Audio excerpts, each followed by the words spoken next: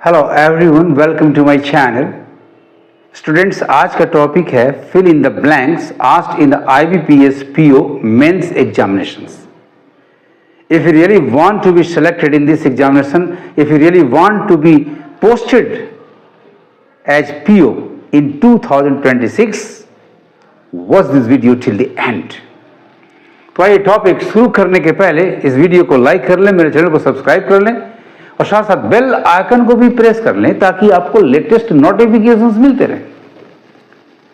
Students, blank space के questions सामान्यतः आपको घबरा देते हैं। कारण मात्र एक है कि आपके पास वर्ड पावर बहुत अच्छा नहीं होता। आप इधर उधर की बातों पर ध्यान देकर के रैंडमली मार्क करना आसान समझते हैं, बट ऐसा भूल के नहीं करें। शब्दों की संख्या, शब्दों का संग्रह अच्छा होना चाहिए और साथ साथ ट्रिक भी होना चाहिए। ब्लैंक स्पेस के इर्द गिर्द के शब्द के आधार पर सही वर्ड को पकड़ें, उसका पार्ट ऑफ स्पीच क्या होगा, अर्थ के अनुसार उसमें कौन सा वर्ड एप्रोप्रिएट होगा। देखें कैसे मैं करता हूं। तो क्वेश्चन नंबर 1 आपका ग्लोबलाइजेशन इज। अब यहां ग्लोबलाइजेशन एक किसी चीज को ग्लोबलाइज करने का एक एक्शन है। एक्शन खुद नहीं होता, उसे किया जाएगा। इसका मतलब एक्शन वर्ब जो चाहिए ब्लैंक स्पेस में वो पैसिव होना चाहिए। चलिए, पहला ये जानकारी तो हो गई कि क्रिया पैसिव होनी चाहिए। अब सीधे ऑप्शंस पर आकर देखते हैं तो सारे में अंडरस्टैंड का ही रूप है और एक है option number E, none of these. Each के बाद दो रूप आ सकता है, एक आईएनजी, दूसरा main verb 3 past participle. I N G तब आ सकता है जब सब्जेक्ट डूअर होगा, बट यहां सब्जेक्ट डूअर नहीं है, उसी पर एक्शन होता है, ऐसा सेंस निकल रहा है। यानी आईएनजी नहीं चाहिए, मेन वर्ब नंबर 3 चाहिए। ये सब पहले से आइडिया बना लेना है। तो अंडरस्टैंड का यहां थर्ड फॉर्म चाहिए और वो आपके पास है ऑप्शन नंबर सी में। कितनी आसानी से निकल गया। डिफरेंट वर्ड्स रहते तो थोड़ा और समय लगता। इज अंडरस्टूड एज ए किस रूप में? एज ए प्रोसेस और condition of contemporary human life at the broadest level rather than a single event और एक्टिविटी। राइट सिलेक्शन आपका हुआ option number C, that is understood. और बाकी सारे के सारे एलिमिनेटेड हो गए। चूंकि एक मिल गया तो नन ऑफ दीज भी यहां एप्लीकेबल नहीं होगा। अंडरस्टैंड मेन वर्ब 1 है, अंडरस्टैंडिंग मेन वर्ब नंबर 4 है और D understands main verb number 5 है। इन तीनों में से किसी वर्ब की यहां आवश्यकता नहीं है। The right option is option number C, understood. Globalization is understood as a process और condition of contemporary human life at the broadest level rather than a single event or activity. Question number 2. Thus the mobility and paths of blank space of students and academics for education and better life opportunities have been a rapidly expanding area of research. गौर से आप देखें students, the mobility गति, paths गति करने के लिए पथ, रास्ता, वेज, यानी ब्लैंक स्पेस को फिल इन करने के लिए जो वर्ड चाहिए उसका अर्थ गति होगा। अब ऑप्शंस को एग्जामिन करें तो एजिटेशन मींस गति नहीं होता, ये तो आंदोलन होता है और यहां आंदोलन का कोई भी अर्थ नहीं है, हेंस एलिमिनेटेड। नंबर बी में मोशन, मोशन मींस गति होता है, लेकिन मोशन किसी एक व्यक्ति की गति, लेकिन समूह की गति जो होती है that is not motion, that is movement. कह सकते हैं दूसरे अर्थ में कि मोशन एक सामान्य गति होती है, बट मूवमेंट एक उद्देश्य के साथ गति होती है, एक सीरियस अर्नेस्ट पर्पस होता है। राइट ऑप्शन आपका वॉक भी नहीं होगा। वॉक तो यूं ही मौज मस्ती के लिए जो हम लोग टहलते हैं, घूमते हैं, या क्षेत्र धारा बताने के लिए होता है तो number C, number B eliminated, number D selected. चूंकि एक मिल गया तो number E none of these की जरूरत नहीं रही। Sorry, right option is this option number D movement,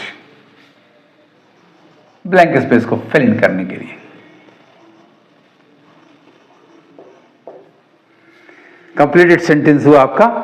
Thus the mobility and paths of movement of students, the mobility and paths of movement of students and academics for education and better life opportunities have been a rapidly expanding area। किस चीज का? तो research का। The right option is option number D, movement। Let's come to the last question, that is question number 3। All the cows became, ध्यान दीजिएगा, all the cows became blank space and started running towards the village। भाई गाय अचानक दौड़ने लगे गांव की ओर, इसका मतलब कुछ डर की बात है, घबराहट की बात है। ऑप्शंस में देखें, ऑप्शन नंबर ए है इनैमर्ड, वो तो हो गया सम्मोहित हो जाना, किसी के लव में, प्यार में, अफेक्शन में आ जाना। ये तो अटैचमेंट देगा, और अटैचमेंट होने पर लोग भागते नहीं हैं बल्कि उसकी ओर ही जाते हैं। Sorry, eliminated. नंबर बी में एंग्री होने पर भी लोग भागते नहीं, वो तो अटैक करते हैं, यानी क्रोधित का भी अर्थ यहां नहीं है। शॉक्ड, सदमाग्रस्त, अमेज्ड, हतप्रभ, ये तो दम किंग कर्तव्य विमूढ़, दम स्टब्ड, स्टंड, बिल्कुल जड़वत हो जाते हैं, भागते नहीं है। तो नंबर सी और नंबर डी भी मैदान से बाहर हो गया। स्टूडेंट्स, इसमें कोई भी वर्ड नहीं मिला। So far as the right option is concern, यदि सिलेक्शन है राइट ऑप्शन का तो हमारा ऑप्शन होगा इस क्वेश्चन के लिए option number E, that is none of these. But यहां राइट वर्ड चाहिए क्या? ऑप्शंस में नहीं है। तो भाई डर गए और डर के मारे ही ये भागे गांव की ओर, क्योंकि वहीं इनकी रक्षा हो सकती थी। तो फिर सही वर्ड होगा स्केयर्ड या फ्राइटेंड। अब देखिए सेंटेंस बिल्कुल सही हो जा रहा है। All the cows became scared, became frightened and started running towards the village। enamored, shocked, angry, amazed, useless options हैं, इसलिए आंसर हुआ none of these। और करेक्ट वर्ड जिसका रिक्वायरमेंट है जो कि ऑप्शंस में नहीं है वो scared या frightened, डरे हुए, भयभीत हो जाना, घबरा जाना। इस तरह से क्वेश्चन नंबर 1 का सही ऑप्शन हुआ number C, understood. Globalization is understood. ध्यान देना है कि verb to be, is, am, are, was, were के बाद कंटिन्यूअस तभी होगी, आईएनजी तभी क्रिया होगी जब सब्जेक्ट आपका डूअर होगा, वही करने वाला होगा। यदि सब्जेक्ट पर ही काम होगा तो वो क्रिया पैसिव होगी, और पैसिव क्रिया हमेशा मेन वर्ब 3 होगी।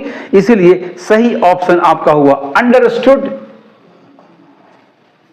और सेंटेंस आपका हो गया globalization is understood as a process of condition, as a process or condition of contemporary human life at the broadest level rather than a single event or activity।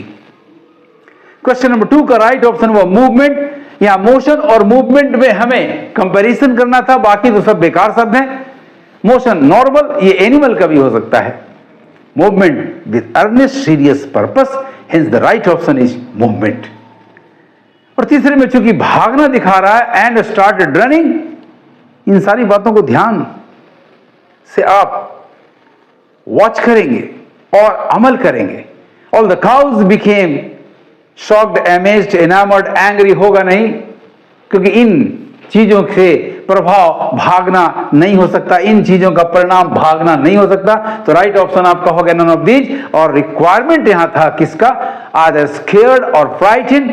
All the cows became scared और frightened and started running towards the village. Students, आपको मेरे tricks कैसे लगे comment जरूर करें, और इस video को हाइप, लाइक और शेयर करना कतई नहीं भूलें, Thank you for watching my video.